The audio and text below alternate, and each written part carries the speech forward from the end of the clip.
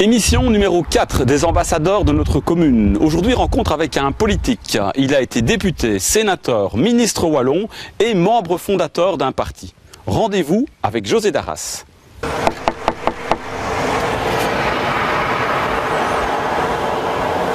Ah, et la cloche. J'ai essayé la cloche, j'ai essayé le tap-tap. Ça va, José? On y arrive, hein? Ça va bien? Il n'y a pas de problème, tout va bien. Bienvenue dans les ambassadeurs de notre commune. C'est parti pour l'émission numéro 4. Bonjour, José Darras. Je suis comblénois depuis 1980. Je suis géographe et surtout j'ai une carrière politique comme écologiste. Depuis la fondation du parti jusqu'à aujourd'hui, avec un tas de fonctions que j'ai pu exercer. Et aujourd'hui, j'ai le titre honorifique de ministre d'État. Que signifie ce titre de ministre d'État? C'est un titre honorifique? Alors, le titre de ministre d'État est devenu en fait un titre honorifique. Normalement, les ministres d'État sont des gens qui ont rendu un grand service au pays et qui constituent ce qu'on appelle le Conseil de la Couronne. Il n'a plus été réuni depuis 1960 à l'indépendance du Congo. Par contre, il apparaît assez souvent quand, dans des périodes difficiles, le roi consulte des ministres d'État. En 2000... Albert II, à un moment donné, où il y avait des problèmes pour constituer un gouvernement, tout simplement, on n'arrivait pas à constituer une majorité, il a consulté différents ministres d'État, dont moi. Par exemple. Voilà. Une reconnaissance. C'est un titre qui m'a été accordé après que j'ai mené la délégation d'écolo lors des réformes institutionnelles en début des années 90, réformes institutionnelles qui ont abouti à l'élection du Parlement wallon directement, etc. Donc je menais la délégation écolo pour les négociations et donc Jean-Luc Dehaene, qui était Premier ministre, a obtenu du roi que tous les gens qui avaient fait un gros travail. C'était un grand travail, hein, mais c'était pas tout seul, soyons clairs. Bon, mais c'était un peu le chef d'équipe, quoi. On va reprendre la chronologie. Alors, les débuts d'écolo, c'est début des années 80? Alors, l'écologie politique balbutie dans les années 70. Il y a des revues, il y a la candidature de René Dumont aux élections présidentielles en France. Donc c'est le début de la création des Amis de la Terre. Et puis à partir de 76, il y a des écologistes qui font des listes lors des élections. En 78, je pense que tu étais candidat? Absolument, c'est mon premier acte de candidature, c'était en 78. J'étais liégeois, entre guillemets, à ce moment-là. Et en 79, il y a les premières élections européennes, on fait 5%.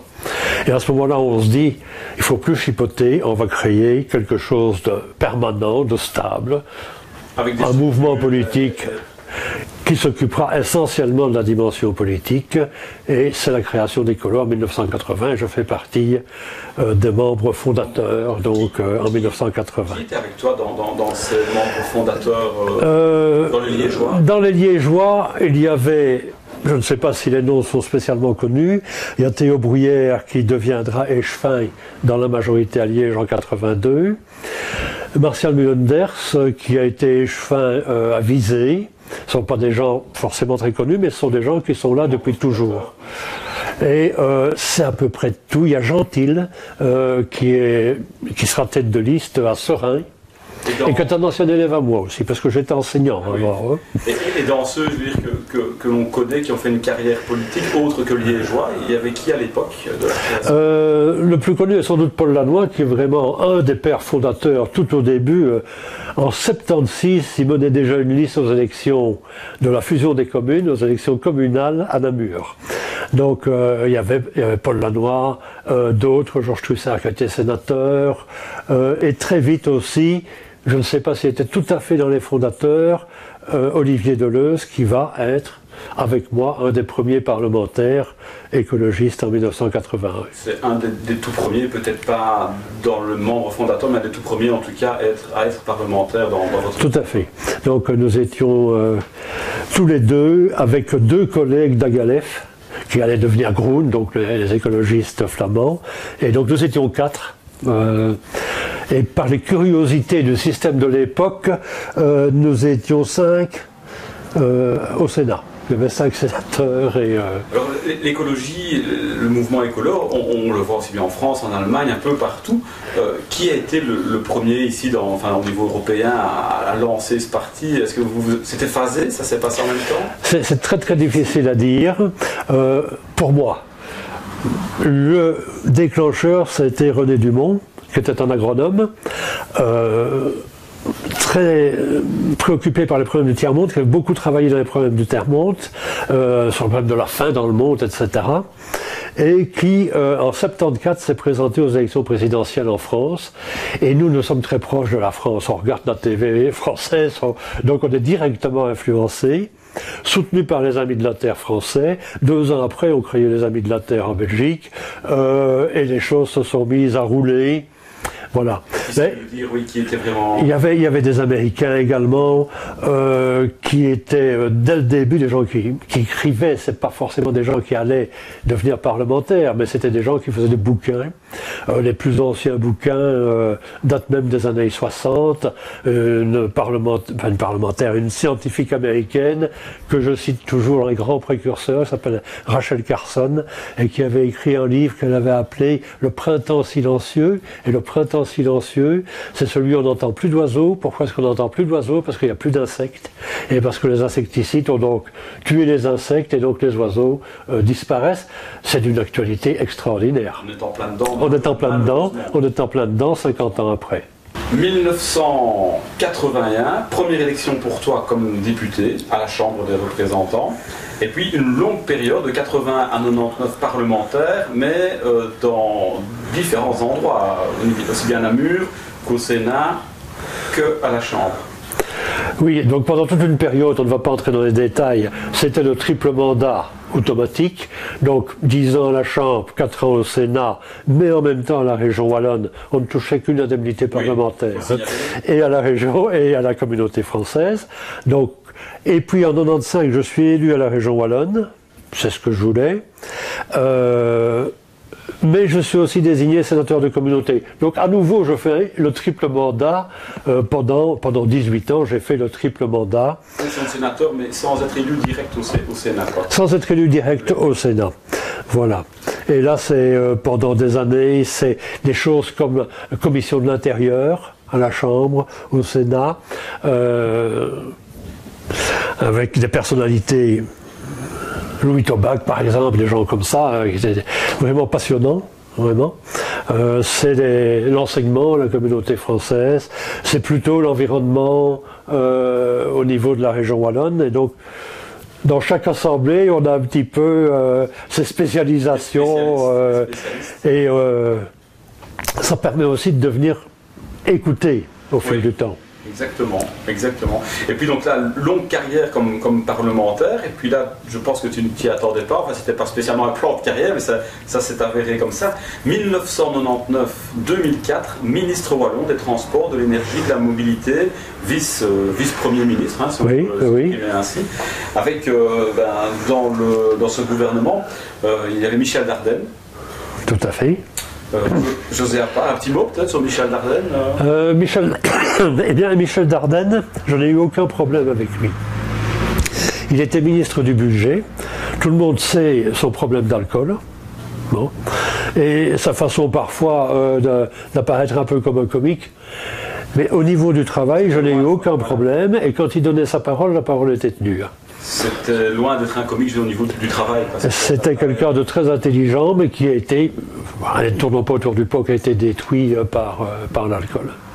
José Appart, qui est également dans ce gouvernement. Oui, tout à fait. Il avait peut-être l'agriculture. Il avait l'agriculture, et il faisait un peu ses armes. Les relations étaient parfois un peu plus rugueuses, je dirais. Marie Arena. C'est dommage qu'elle n'est pas restée. Elle n'est pas restée parce que son président de parti a préféré lui faire prendre une autre responsabilité. C'est vraiment quelqu'un avec qui on s'entendait bien, aussi bien Thierry de Tienne qui avait les affaires sociales que moi. Oui, qui est de la région. Qui est de Sprimont. Et on était très vite sur la même longueur d'onde, on aurait pu travailler pendant 5 ans ensemble, ça n'a pas été le cas, mais c'est toujours utile d'avoir dans les autres partis des gens avec qui on s'entend bien. Ça ne signifie pas qu'on ne garde plus ses opinions, qu'on ne garde pas ses idées, mais ça permet beaucoup plus facilement le dialogue et de trouver un accord. On voit également celui qui a été notre gouverneur pendant quelques années, Michel Forêt. Michel Forêt, aussi un liégeois, oui, tout à fait. Qui à un moment donné, je pense, avait aussi dans l'environnement, dans ces matières. Il avait l'aménagement du territoire et l'environnement. La gestion du code de l'eau, je pense qu'il a travaillé. Oui, donc c'est quelqu'un de très très sérieux. Très rigoureux dans son travail, très sérieux. Le ministre-président, dans le désordre, je vous les cite dans le désordre, le ministre-président Jean-Claude Van Coenberg. Oui, on a commencé avec Di Rupo, mais après quelques mois, Elio a décidé de se consacrer à autre chose, et c'est Van Coenberg qui est devenu ministre-président. Il y a aussi sur cette photo à ta gauche, ça dépend comment on se place au niveau de la caméra, le ministre Kubla, qui avait, je ne sais plus à l'époque quelle attribution. Il s'occupait de l'économie. Il s'occupait de l'économie. Les rapports étaient directs aussi, oui, avec Serge Kubla. Oui. Et puis il y a une personne, donc, à main droite, je vais dire, un ministre, mais que je ne connais pas. Séverin. Oui. Monsieur Séverin. Monsieur Séverin, qui est un libéral de la région namuroise, et ce qui est amusant, c'est qu'après un an, les présidents de parti ont décidé de le remplacer par un tout jeune, tout jeune, un certain Charles Michel. Voilà, et donc, d'une certaine façon, j'ai contribué à étraîner les premiers pas de Charles Michel dans une fonction de ministre. Voilà, pour commenter cette photo du gouvernement. Il n'avait pas 30 ans. De l'époque, un jeune ministre. Je crois qu'il était un des plus jeunes ministres au niveau wallon. Oui, Jean-Marc Nollet était aussi très jeune à la communauté française. Et puis alors, dans ton parcours, un retour au Sénat en 2007, là c'était une élection directe ou le Sénat? C'est une élection directe. Avant d'arrêter, puisque le Sénat maintenant, on ne passe plus au Sénat par une élection directe. Et là, qu'est-ce que tu en retiens de ce mandat en 2007? Alors, deux choses. La première, donc en 2004, je n'ai plus de mandat. Oui. Je n'ai plus rien. Et donc... c'est vrai qu'il y a un trou en 2004-2007. Voilà. Et donc, je vais me consacrer à la création d'Etopia, le centre de recherche et d'animation lié à Écolo, que je préside toujours aujourd'hui d'ailleurs. C'est un peu comme le centre Jean-Gol au niveau du MR ou le centre voilà. de Velde au niveau du... C'est essentiellement axé sur la prospective, mais aussi sur les archives, sur la formation, sur l'animation. Donc, je vais m'occuper de créer après la défaite électorale, parce qu'en 2004 c'était une défaite électorale, on décide de redémarrer, et entre autres pour redémarrer, de remettre sur pied le centre qu'on baptise Etopia. Il existait déjà, il y avait un centre qui existait, mais qui avait... Oui. Bon, qui était en ruine, et donc nous recréons. Je vais m'y consacrer pendant 3 ans, puis je serai réélu au Sénat. C'est l'époque de la grande crise financière. La grande crise financière 2007-2008. Donc c'est Yves Le Terme est Premier ministre, et on va décider de mettre un tas de milliards pour empêcher que les banques ne tombent en faillite. C'est l'époque de la fameuse formule en anglais « too big to fail ». Elles sont trop grandes pour faire faillite, on est obligé de les sauver, sinon ce serait une catastrophe économique. Au niveau communal, les premiers pas d'Écolo, c'est en quelle année? C'est en 82. Donc nous allons démarrer très tôt. C'est la deuxième élection de la fusion des communes, donc oui, la première est en 76, et nous allons avoir un élu, René Bladina, qui malheureusement n'est plus là aujourd'hui, dès cette première participation en 82. Déjà élu conseiller. Oui. Et puis on a vu avec Cyril Taher récemment dans Les Ambassadeurs numéro 3, les élections de 1980-88, début 89, donc l'installation en 89, où tu avais Claude Remy également. Tout à fait, tout à fait. Et j'ai toujours été en soutien, parce qu'il y avait suffisamment de personnes pour faire le boulot, et je préfère être en soutien, mais j'ai toujours participé aux activités, j'ai toujours été sur les listes, en dernière place souvent, place de soutien comme on dit. je ne suis pas dans une situation où je me désintéresse de ma commune, c'est pas du tout ça. D'ailleurs, les gens qui sont aujourd'hui dans la majorité savent qu'ils ont eu l'occasion, parfois, d'une aide de ma part pour l'un ou l'autre dossier, modeste, mais je suis bien quelqu'un d'ici. Album photo, il y en a plusieurs. Ici, on te voit sur un, je ne sais plus comment on appelle ça, Segway Segway, oui, ça on l'appelait comme ça. Il y a ministre de l'énergie. Oui, mais il y a longtemps. Donc, pour certains, c'est nouveau. J'ai contribué à faire connaître ce machin et puis ça a pris tout doucement.